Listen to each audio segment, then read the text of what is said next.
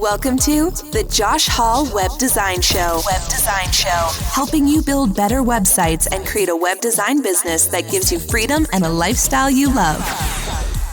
Hello, friends. Welcome into episode 179. I am stoked, and I mean seriously stoked, to bring you this episode because we're going to dive into a topic that is actually the main marketing strategy that I use to grow my web design business. And that strategy is not ads. It is not hard selling. It is not in your face, buy now kind of salesmanship. It is actually referrals. My web design business was 100% referral based. I never ran ads, and I learned a lot about referrals. And I used to think that it was odd because a lot of people looked at me cross-eyed when I said that I just get new business by referrals. But come to find out, there's a whole lot of other people that have learned about this method too, and it's a great way to add additional marketing to your business without going the typical sales and ads route. Now, there's obviously nothing wrong with having referrals as a part of your sales strategy.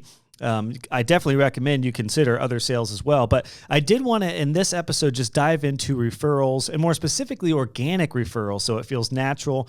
I wanted to dive into this in more detail. So my guest in this episode, Steph Wharton, is a leadership and visibility coach, and she has some incredible insight on how to get referrals and also how to be intentional about it. And that's the big thing, because as you'll hear in this episode, referrals will come to you, sometimes in waves, sometimes it takes a little while.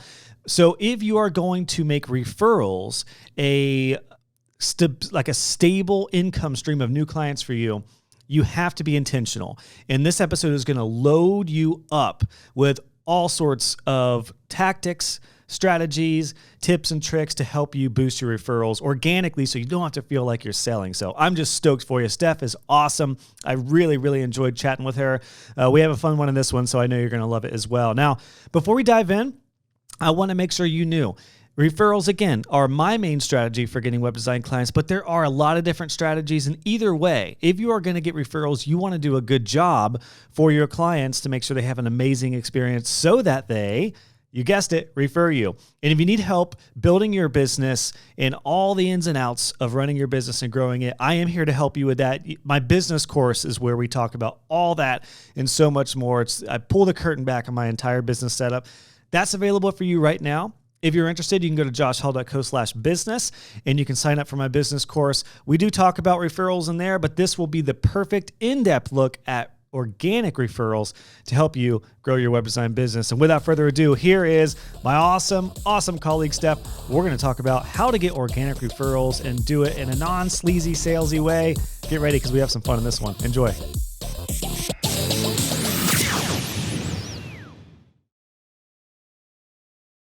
Steph, welcome back onto the show. Thank you so much for taking some time to chat again here. Thank you so much for having me. I really appreciate it. I say that because while you are a first-time guest, this is our second time recording because I want to publicly apologize.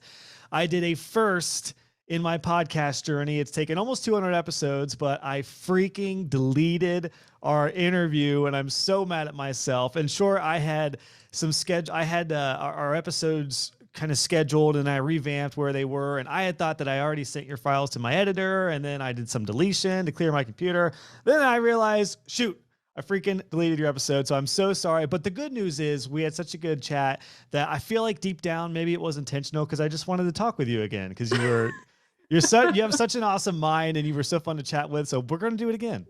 I love that. So smooth. But I feel like that's a lesson for anybody else. Like, you're going to mess up and that's okay. You autocorrect or you keep moving forward and you forget about it because it's clearly bound to happen even 200 episodes in.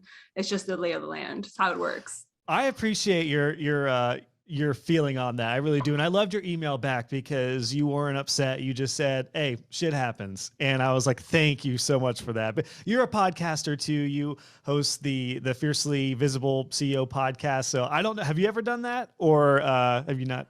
Hopefully you won't do it. No, I haven't. No, the most I've done, honestly, my system is super simple. Like, I record and I publish on the spot. So I don't edit, which essentially eliminates that possibility to be not sending things and then deleting them. So yeah, luckily not yet.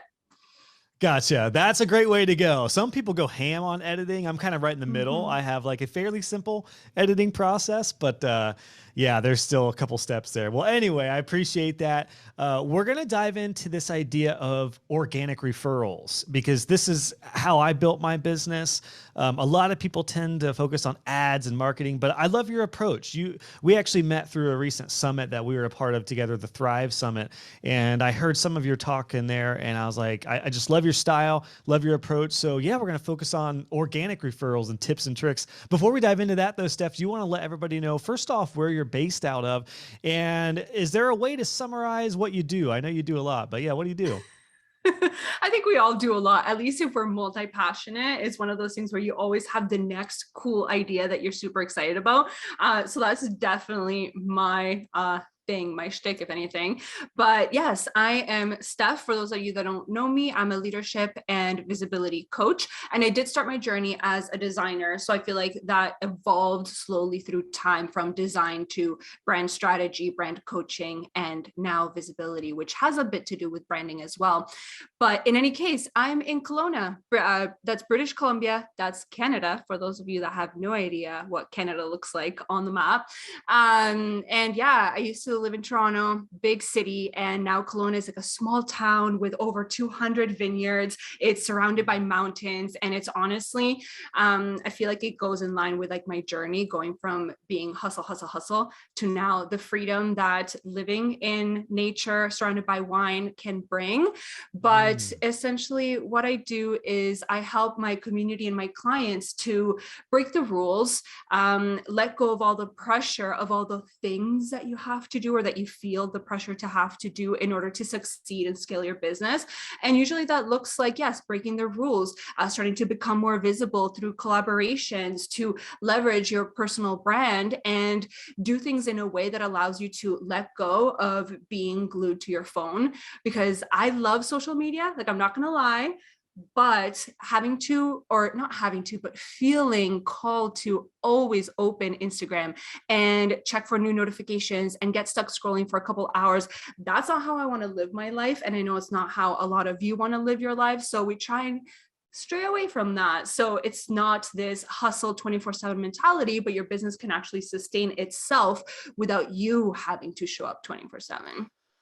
Well, and that's one reason I wanted to have you on, just your approach in business and in life in general. And I do see on your website, you have a lot of pictures with some delicious looking wine. So I assumed you lived somewhere that had some good wine around. So that's awesome. Definitely seems to fit where you're at with business too. And like you said, I think this topic is so interesting because the idea of referrals is not a sexy idea. Like getting new clients and sales and marketing and hustle, that seems to attract more people. Whereas with somebody's like, let's focus on referrals, people are like, boring. But that's how I built my business. And I personally found it took away.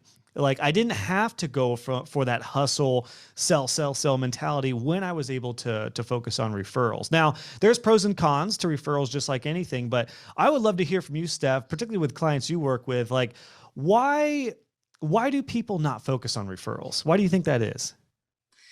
I think the main reason is that it can feel very hard to measure or to predict because you have to rely on other people to essentially market your own services and your own business on your behalf. So unless you have a very loyal following where people are just naturally doing that, it's like, how do I get into that? Like, how do I quote unquote force my clients, past, present, and hopefully even future, just like people in your community, to talk about me? So it feels almost unreliable unless you have the proof to back it up that it's a very powerful tool to bring in those organic leads.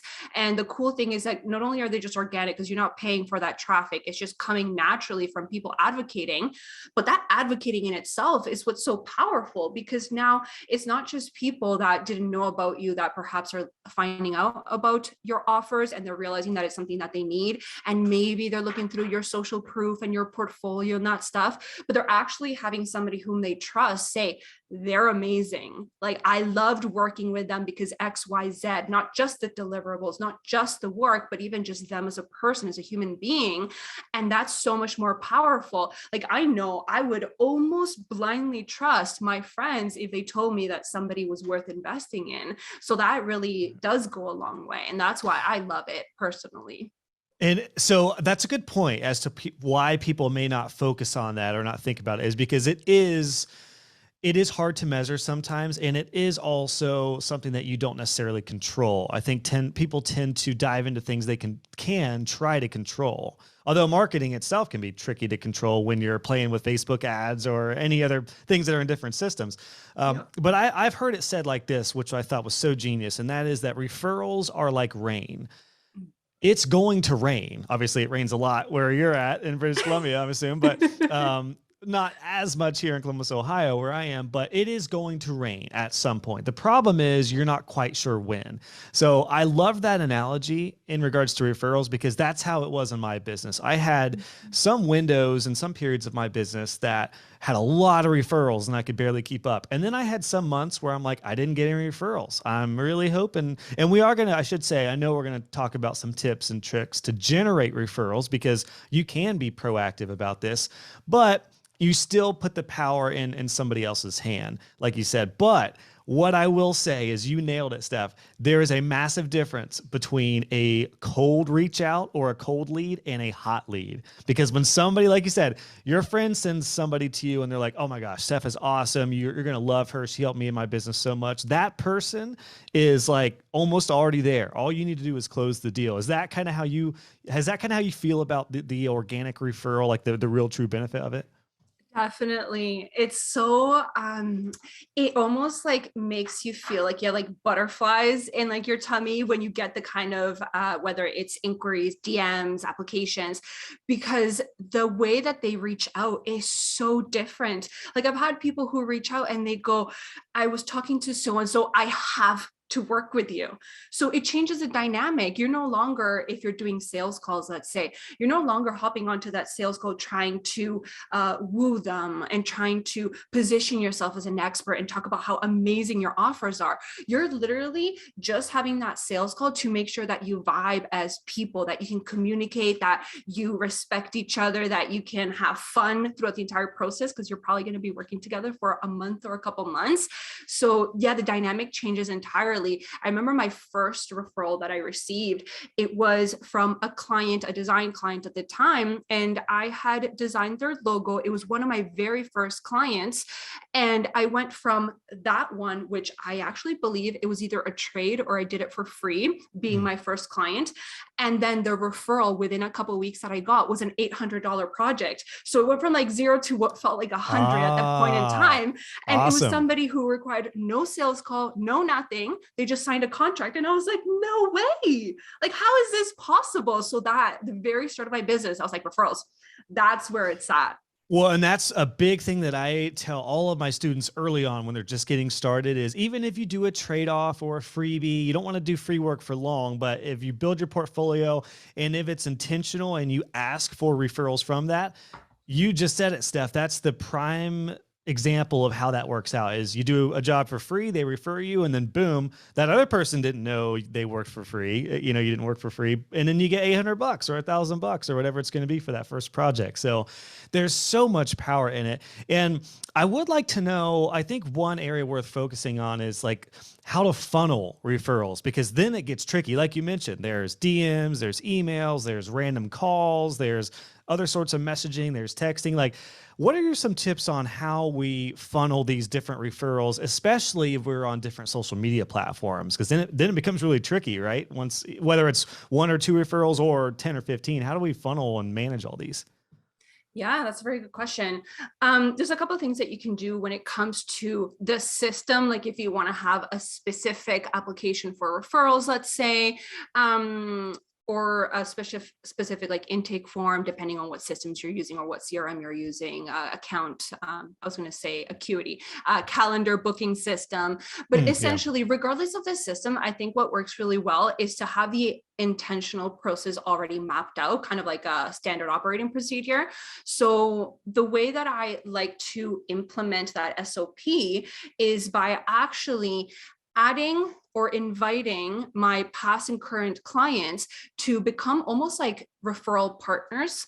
So now they've become a part of the brand. They're almost like brand ambassadors, right? So if they've had a good experience and they want to spread the word, now they can do so. And they've got this specific system, whether that means, hey, if you're going to be referring people my way, appreciate it, love it, this is amazing. Here are the steps that you can share for them to take. So that's where you put the specific form that you want them to take or whatever those steps are. So now all the people, regardless of where they're coming from, they're all coming in the way that you would like them to, which is very intentional, organized, if you want to call it. And I want to add like a little thing on the side. The good thing about having these systems is not only so that you're organized, but this actually makes it really freaking easy for now your past clients, current clients, your brand ambassadors to go ahead and spread the word, because it's not just, hey, if you know anybody, send them my way. No. Now you can give them, hey, you don't know what to say? Here's a script you can use. Feel free to tweak it, make it your own. You don't know where to send them to? Here's the link. And now you can repeatedly, let's say once a quarter, twice a year, however often feels good, you can reach out to your brand ambassadors and do a bit of a push whenever you know that you're going to have some spots open. So it becomes like an entire marketing system, but through ambassadors, through referral partners. And current or previous clients, which of course are always the best salespeople because they've already hopefully had a really good experience with you. And we'll talk about something we mentioned last time that I want to bring up here in a little bit, but that's such a good point. And I know what I found was I didn't have a great process like that per se laid out, but what I did have was, regardless of where the referral came from, they went to a certain contact form. Or I figured out whether they were a qualified or questionable lead. So I've talked about this in my business course. I kind of funnel them. If they're qualified, like I think it's going to be good, they can go right to my contact form where we can book a call and then we'll go into the proposal process. If it's questionable, they go to my potential client page, or people call it a good fit page. And there's some information that they can go through, price ranges, and then they move forward. But either way, whether it's an Instagram DM, a tag on Facebook, a message on LinkedIn, an email, a phone call, they all go there. That's what helped me. Is that maybe if there's, obviously you talked about a really fairly robust type of system. If we're not there yet, would that be what you advise? Just have some place that they all, funnel to? 100%. I think it's not that it's the hardest thing, but it becomes hard because I know all of us slip into this, is that when we receive inquiries or people that are slightly interested or curious and have questions from different mediums, like you mentioned, we almost forget about our process. So if we have that landing page or that application, we're just like, oh, but they didn't apply, so let me address their questions here. It's like, no. You get to choose to stick to your own process. So yes, redirect them to that one link that you have. And then once they've been vetted, you get to decide, okay, what's the next step from there? Unless you want it to be always automated the same way. But we need to remind ourselves. Yes, that is so well said. And it's tricky, isn't it? Like I remember specifically when you mentioned that, Steph, I vividly remember getting tagged on Facebook, which happened a lot for my business. Somebody would say, anybody know a web designer? And then they'd say, hit my friend up, Josh. They would tag me. Of course, they would always tag my personal profile. And I'm like, at least tag my business. So then they're messaging me personally. But what happened was just that. Like they would just want to chat via Facebook, and they'd want to talk about their project. And then I had to remind myself, just like you said, stick to my process. If we continue, they have to go to my contact form to start it. And then there were some times where I said, I'm happy to talk about this. Let's start right here because I have a system in place to make sure I help you as quickly as possible. This is how we do it. And if they didn't do it, then that's too bad. I mean, if you're at a place in your business where you're just starting out and maybe you can manage multiple conversations and DMs, I guess. But as soon as you are too overloaded, which is going to be pretty soon, you got to keep people in your funnel and in your process. I couldn't agree with you more on that. Yeah, it's funny when you said too bad.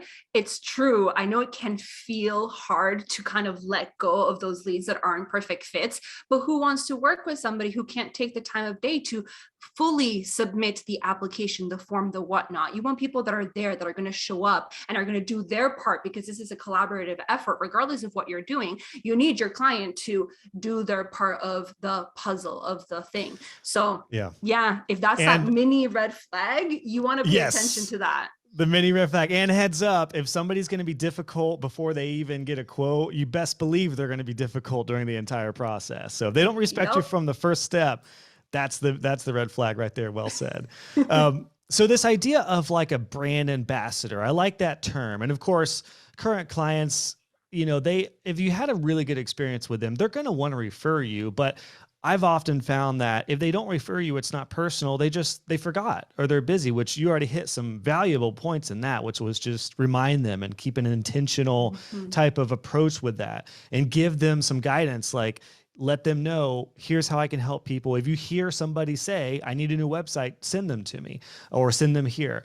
Now, what about the idea though of kickbacks and referral percentages back to them? Because this is something that I have a lot of mixed feelings on. And I had some clients that were really, really interested in this and really pushed me. They were like, hey, let's team up and, like 20% every referral I give you. And inevitably those seem to just never really work out as well. I tended to get the best referrals from my awesome clients who were like, don't worry about it. I'll send you somebody if they need you. What are your thoughts on that? Is it worthwhile? Is it something we consider? Is it too much to worry about at some point? What do you think? Yeah, no, that's totally fair. I feel like you kind of have to feel it out and see if it feels good. Like if you were to land a client, would you feel good giving a kickback? Would you feel like you are still getting paid what you quote unquote need or want to be paid in order to get the project done, to sustain your lifestyle of business, etc. But something that I'd love to do in order to kind of gauge whether it might be a good fit or not, or a good idea to do some sort of like referral program incentive, is essentially to look at the package itself. So the place that I love to do those kickbacks are with passive offers, because they do not affect the bottom line. And it makes it really easy to have that organic traffic coming through and continuous affiliate sales coming through. So if you have like a course, template, stuff like that, those are great because they can be easily plugged in everywhere. You do a podcast interview, it can be shared through that. You do a blog post, it can be shared through that. You have all these opportunities to now have affiliate partners that are going to be sharing your content. So that's a great opportunity to use something like that.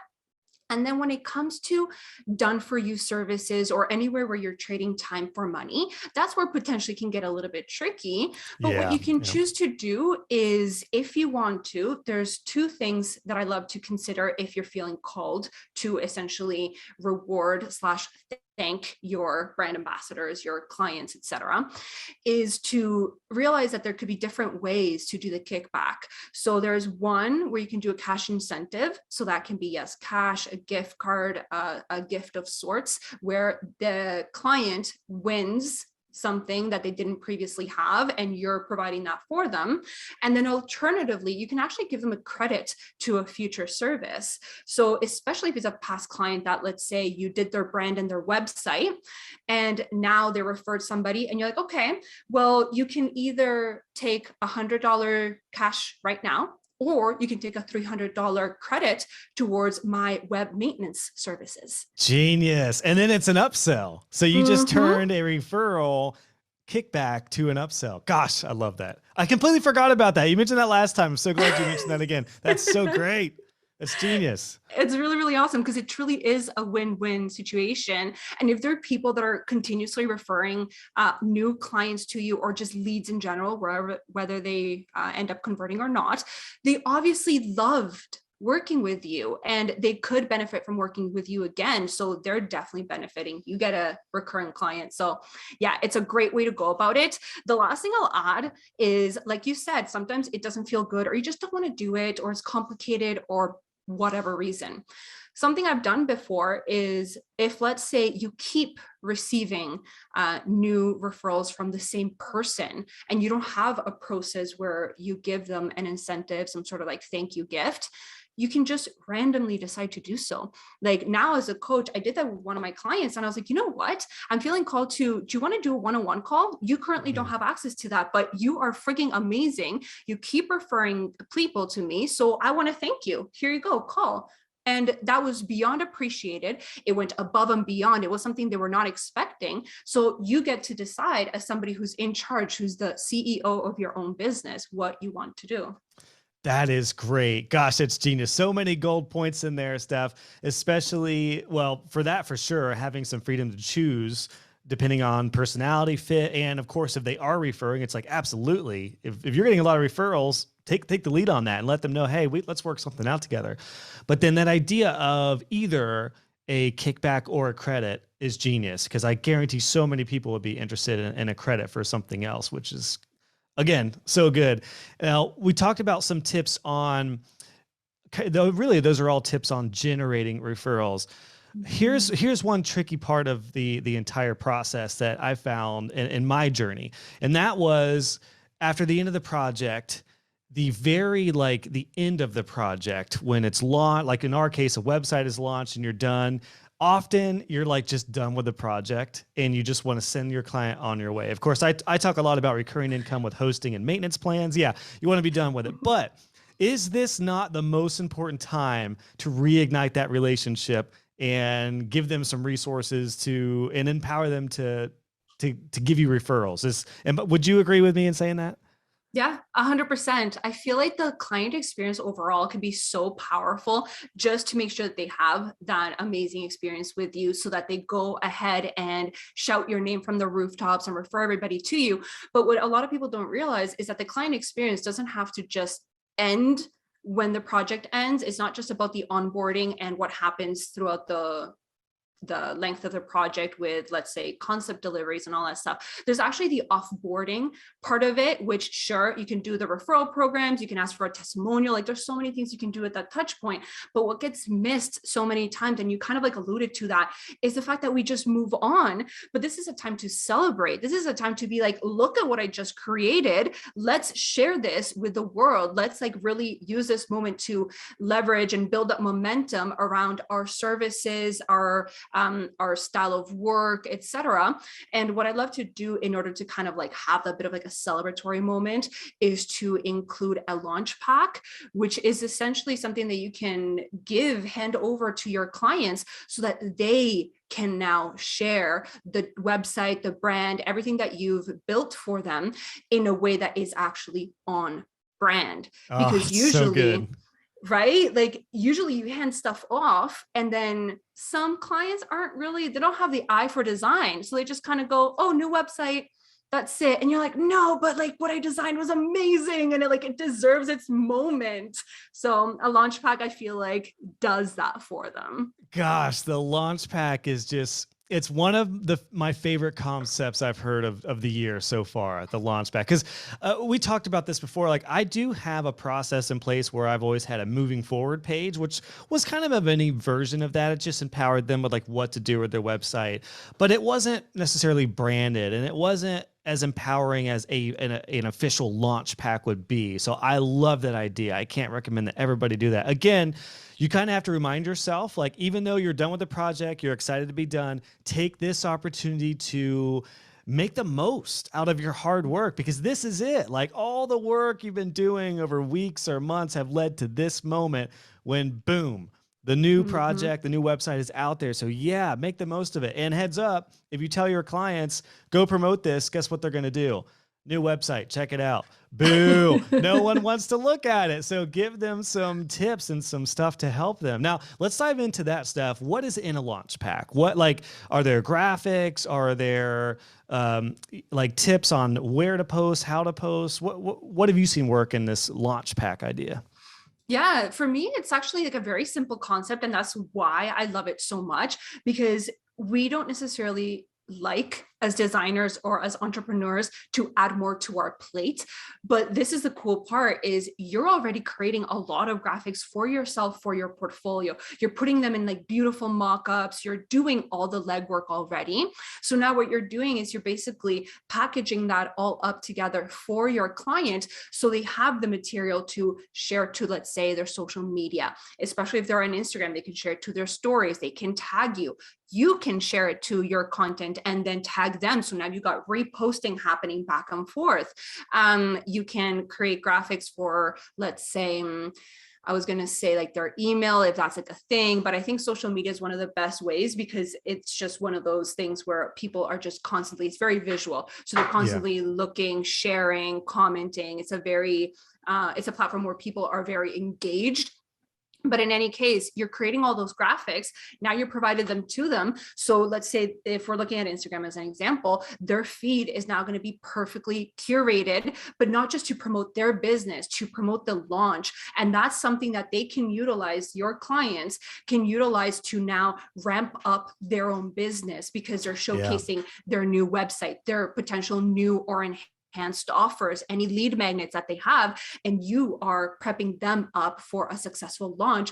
So now, cool thing, because they're promoting that, not only are they promoting your work for a set amount of time, but because it looks amazing and it's well structured and it's almost like this marketing strategy in itself, it's a launch. Now they're going to start seeing more momentum, more traffic to their website, more inquiries, more sales. So now the ROI of the investment that they just made on you as their designer is going to be 10 times more than it could have been if they just went, new website, go check it out. Great point. Like it's upsell city, because if you help clients grow their business and you utilize this launch period, which is really what this is, it should be the most exciting time of the project. Like you should not feel burned out. Your client should not feel burned out. You guys should be excited. And I understand you're done with the project, so maybe the burnout will happen the week after, but by golly, utilize this time to launch that sucker with all these principles. It's genius. And it really does. It would work. It works. And it's really a win-win-win-win all around, because it grows your client's business. They get a big boost of energy and they're finally excited to send people to their website. In this example, it can help you get more work from them, because they're like, look, you are awesome. Let's keep on going. Let's add more services. And of course, when they're all fired up, and then inevitably when people see this company's new website, they're going to say, wow, who did that? And it's like Steph and her team, or Josh and his team. That is where it's at. Like, and so I would say, if we could condense this thought, I would say utilize the launch period as a marketing piece of your business. Is that fair to say? Like, use this time to get new clients. It's indirect, but it is a great way to get new clients if you empower your new client.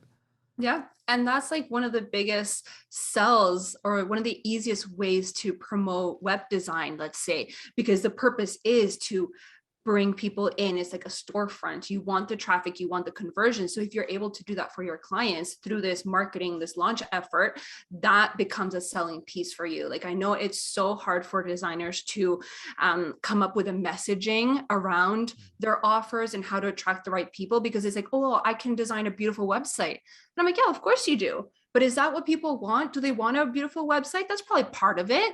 But the main thing, the main driver is probably going to be completely unrelated to having a beautiful website. It's probably going to be more sales, more time off, more freedom, like more whatever their true desires are. So this marketing exercise, this strategy is exactly what's going to be allow you to better promote your own offers too. But yes, I agree with what you said. The value pack is so great. It actually just reminds me, just today at the time of recording this, I sent out to my email list, and I'm going to do some social media stuff about a workshop I'm hosting with Circle, which is the company that has a platform that I use for my coaching community and student center. And we're kind of co-hosting this webinar, and they gave me everything. It was like a pack with graphics that they did were personalized with me on it, and they gave me email templates that I could choose. It reminds me of that value pack. That it's like, or launch pack, excuse me, although it is a valuable launch pack. It reminds me of that. Like you just package up some stuff. You could use templates and my gosh, it goes such a long way. And I do the same thing for emails. Like when this episode goes live here, which will be very soon at the time of recording this, it'll be next week actually.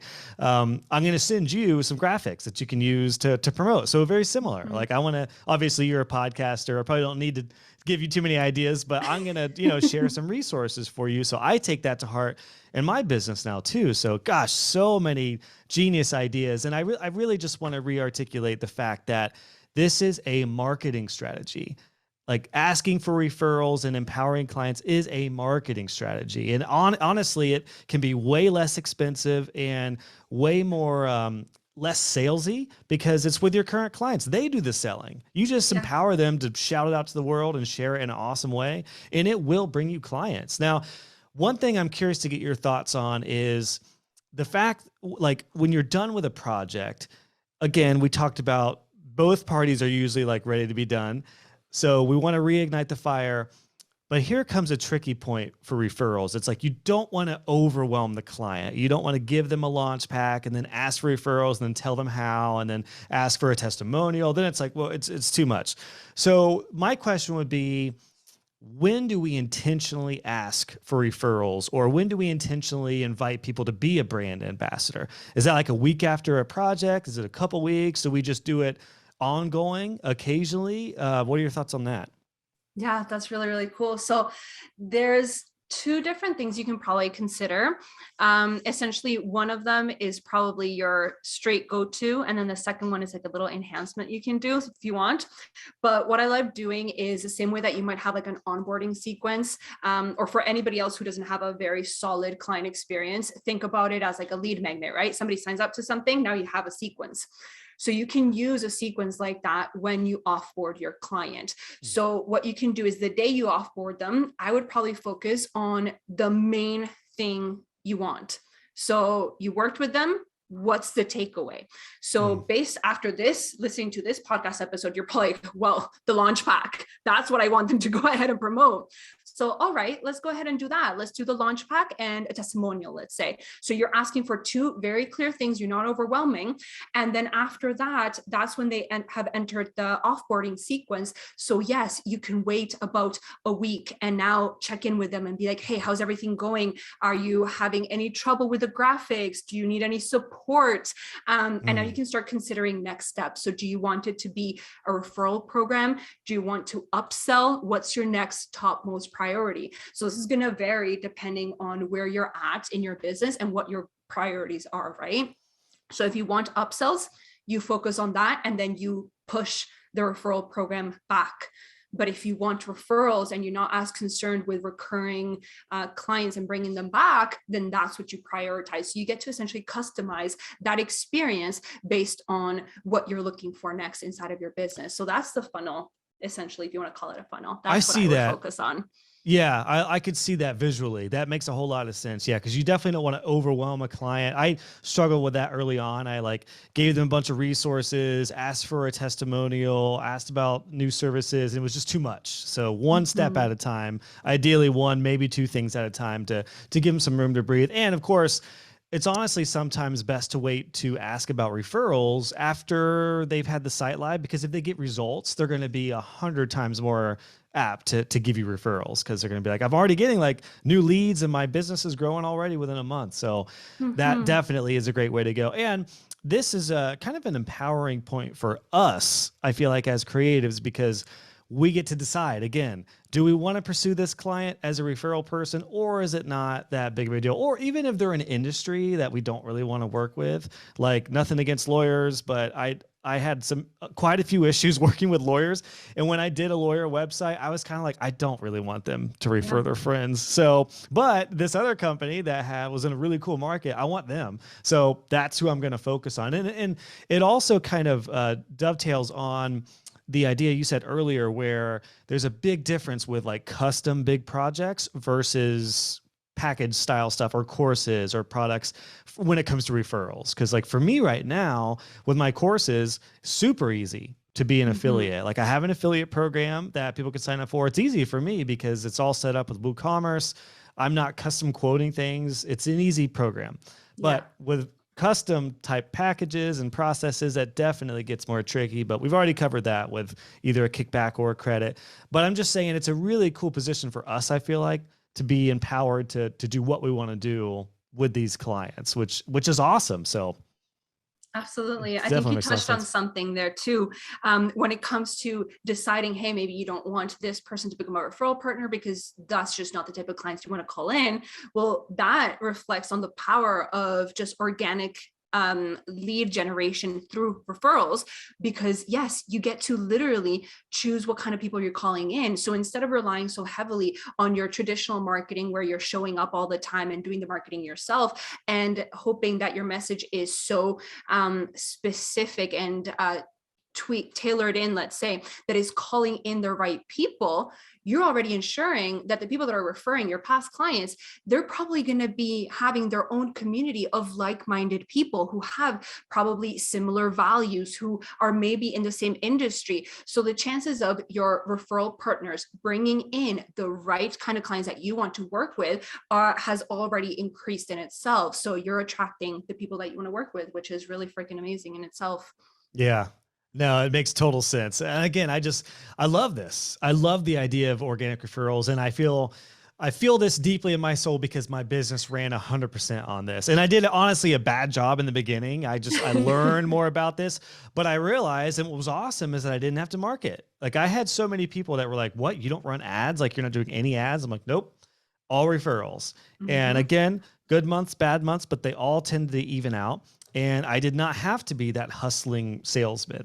But again, there's a balance here where if you do it intentionally, this is a different marketing strategy. And it could be your only marketing strategy like it was for me. And I would love to just get some practical ideas on tips for asking referrals, because this is where it can be tricky. When you have a client, you want to get a brand ambassador, you want to ask them to refer people, but you feel weird. You might feel a little slimy, even if it was a great project. I know what I learned when I was in a networking group, one thing that helped me so much, because it was a referral group, we were just completely open. We're all here to grow each other's businesses. Mm-hmm. What I learned was the more specific you can get with referrals to ask a referral, the better. Like, if I say anybody that needs a website, it's kind of hard for my clients to keep an ear out, because yeah, they may hear that and get it. But if I say like a chiropractor who has a bad website, and then they go to a chiropractor and then they're like, your website's terrible, they're going to be much more of a mindset to send me that referral. So any tips on like more detailed tips or tricks for like getting, asking for referrals and getting more targeted with referrals? Yeah, absolutely. I have like two different train of thoughts that are coming through right now. I saw it. I saw the I'm thoughts. Like, where do I go? So the first thing is just quickly to address, you mentioned like, oh, maybe it feels like icky, even though it was an amazing project. And that comes like, it can sometimes feel icky even to sell. And it comes with the comfort, the repetition. And once you find your groove, all of a sudden you don't even think about it. And you're just like, no, of course I would ask them to do this. But to start, I think it's really one of the easiest ways is to not overcomplicate what the referral structure and what you're going to ask them to do, what that looks like. And instead just flat out ask your clients if they would like to become a referral partner. And if so, that you'll provide them with all the information that they need. So now it doesn't become this overwhelming thing. Give them some, so I guess some control or willingness, instead of just being like, hey, let me know if anyone needs a website, just like we did for you, but just give them the option to do that. Exactly. It's almost, I would apply the exact same thing for sales. If you're going to pitch somebody, ask for the permission first. And once somebody has said, yes, I'm interested, or I'm curious, or I'd love to be a referral partner, or I'd like to hear about your offers. Now you go, okay, now I can pitch you my entire spiel. And this is where, if you want, you can provide them an entire referral partner, let's say, packet. So essentially it's just like a one Word document. I do it super simple on Google Docs, and you're like, all right, this is the deal. This is the link that I want you to direct them to. These are the kind of people I'm trying to call in. These are the packages. If you have any questions, here's a little blurb that you can use. You can feel free to do whatever you want, but here is a guide if you need it. So you didn't overwhelm them with that, but it's definitely available to make the entire process easy. So that was my one train of thought. Hit me with the other. I'm excited about the other now. All All right. So we're talking about specifically calling in a type of person. And I think that's so damn powerful. And we get to be as intentional as we want to, because I noticed it when I was a designer too, that at first I was working a lot with wedding photographers and loved it. I was designing their brands or websites and they kept coming. And then I was like, you know what? Let me switch gears. And I started working with, let me think, bloggers. And then the bloggers kept coming through. And I was like, okay, I got to test this again. And I did with coaches. And then the coaches started coming through. So when we refine our portfolio, our messaging, everything that we're doing to cater to a specific person, a specific audience, that does actually work. So why can't we apply that to our referral partners and be like, hey, these are the types of people we want to call in. So in that case, what I would probably at least start with is look at two things. You can call people in based on their industry. So like you said, you don't want to do lawyers. So what do you want to do? Do you want to work with coaches? Do you want to work with restaurants? What type of industries? And come up with a little bit of like a description, a little bit of a portfolio for them. So that way you can quickly and succinctly call them out. Yep. Or have your referral partners know exactly who they should refer you to. But then the other side, which maybe is not as visibly obvious, but I believe is so much more powerful and I'm in love with, is to call people in based on their values. I think that's just, you get to work with people that you believe in the same things, that you care so deeply about, whether it's social issues or the type of lifestyle that you want to live. And now all of a sudden you're so damn passionate to design for them because it matters and you really want to help them achieve or spread the word about something. And you'll be excited to get referrals from them too, right? Because you know it's like somebody in a similar mindset likely. Exactly. So I don't know, like just values. I feel like it goes so much deeper than what people are or what they do. It's like a core thing that you can have in common. It's much deeper, much more meaningful of a relationship that you end up forming with these people. Gosh, that's awesome. So much good stuff already, Steph. Like I think we've already blown away our first chat. So I'm almost glad we had to re-record this because this has been so good. I want to start to wrap this up with, I'm going to ask you while I have you as almost like a coach for me with this idea of referrals. I intently this year want to do a better job at empowering my referral partners, my affiliates. This actually stemmed off a coaching call I had yesterday with a close colleague who is one of my top affiliates. And I realized like I need to do a better job at giving them resources and maybe making it like a part of my marketing plan. So my question is, in my case, obviously it's a little bit different with courses and products versus one-time services, but we've already talked about that. What are some tips for empowering our affiliates or our referral people? Would it be, I guess, a lot of things we've talked about with like, some sort of referral pack in this case, or launch packs or resources, graphics, tips and tricks. Is it something I should maybe try to do like every quarter, like revisit that, do an email to all my affiliates, letting them know what's going on? What are some tips for me personally on empowering my affiliates? Yeah. Do you have a specific cycle in which you open courses or that you like to do a big push or anything like that? I could, they are always open. And that's a really interesting point with affiliates. It's actually the reason I keep my courses open all the time is because I'm an affiliate to some course creators and I can't refer to their courses if they're closed. So that was a big problem. I was like, I had to drop being an affiliate for some people because I'm like, your course is freaking closed. I can't refer people all the time. And a lot of my content is evergreen. So that's one reason I have my courses open at all the times.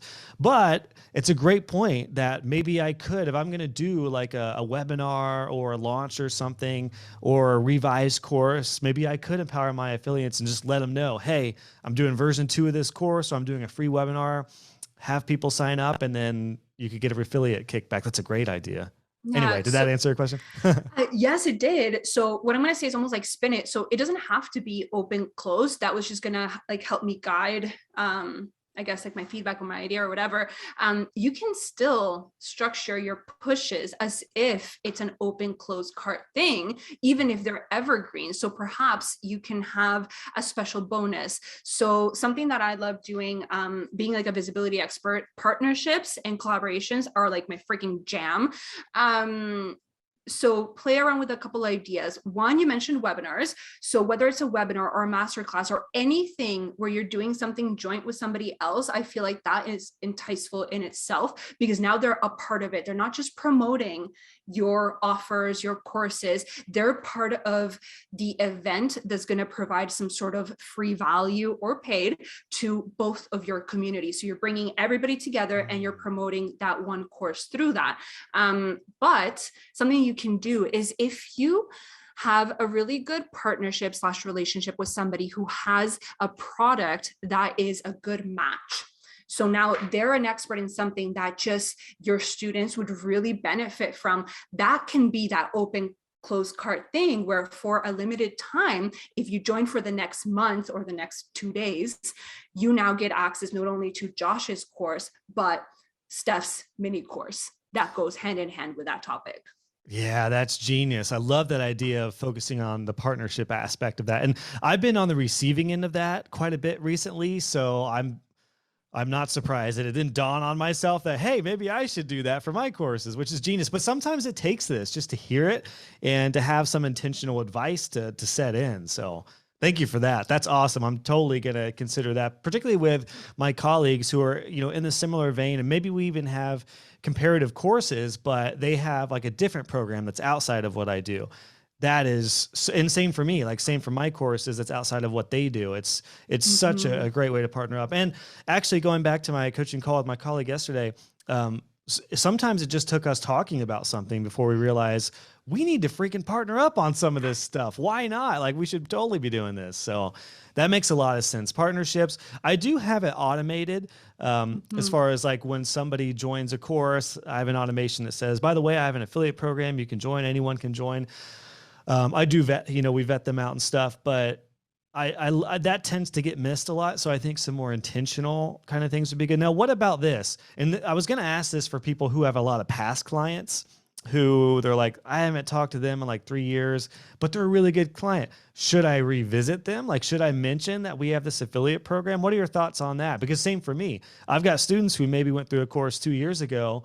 If they're a really good student and they're in networking groups or they're in networks with web designers, they might be a good affiliate partner. Should I reach out to them? What are your thoughts on that? I think you absolutely can. What I would consider in that instance is assuming, of course, they're part of your email list because they've joined this program and they've continued to have communication with you, at least through your email list. And you can do a regular announcement where you just do a blast and you're like, hey, if you've ever participated in this course, loved it, has some cool takeaways, let's connect. Would you like to be an affiliate partner, blah, blah, blah. Because at that point, it doesn't feel necessarily like a targeted ask. And the reason why I point that differentiation is, if you haven't kept up a personal connection with that person, doing a personal one-on-one individual outreach, let's say through the DMs, at least for me, wouldn't feel as good. Because at that point, it feels like you're asking for something. But if it's a regular broadcast with people you haven't kept in touch in 2 years, they could still love you. Like, they could still have gotten so much value. So why not 100%? It's just the way in which you ask. That's it. Gotcha. I love that. It's a great reminder. And it's also, it subsequently made me think about just getting the awareness out that I do have an affiliate program, because I'm a little baffled about how many people on like live Q&As and stuff that I do that ask if I have an affiliate program. I'm like, I totally do. First off, it's at the bottom of my website. So generally, heads up, if you want to be an affiliate for anybody's programs, mine included, generally you go to the footer of the website, you'll see it down there if they have one. So pro tip for any new web designers out there. But it does make me kind of really want to relook at this and think about making this a priority, because I love the idea of organic referrals now in my business, just like I did as a web designer. And this is such a timely talk because it's good. It's a good reminder for me. Like, I'm messing around with some Facebook ads and some different strategies, but I'm reminded that I can 100% utilize the affiliate and referral route with my business as well, just like everyone else can. So this has been really good. Yeah. Steph, man, this has been awesome. I have one final question for you. I do want to just say thank you again for your patience and for spinning another segment here with me.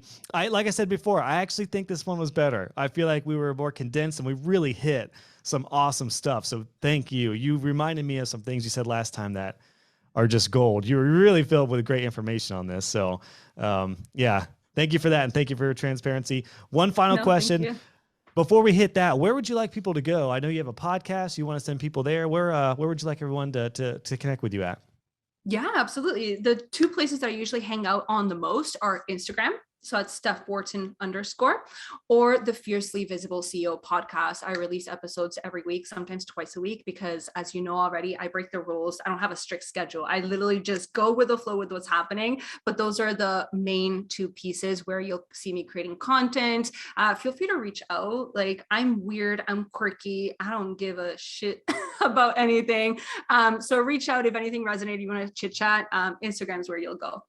Awesome. That actually, your personality type makes me so grateful that you were the one whose episode I deleted, because I knew you weren't going to be offended or hurt. So I was like, thank goodness.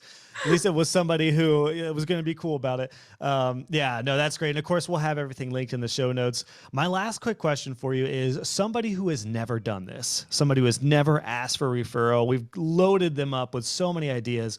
What would be the one strategy you would recommend just to make it easy for somebody to feel confident with just asking for a referral? Yeah. Okay. You know, when you ask for a testimonial, what I like to do is actually create a form for them. So I guide the questions a little bit, because people don't really know what to say sometimes. And they're just like, oh, it was amazing. That's it.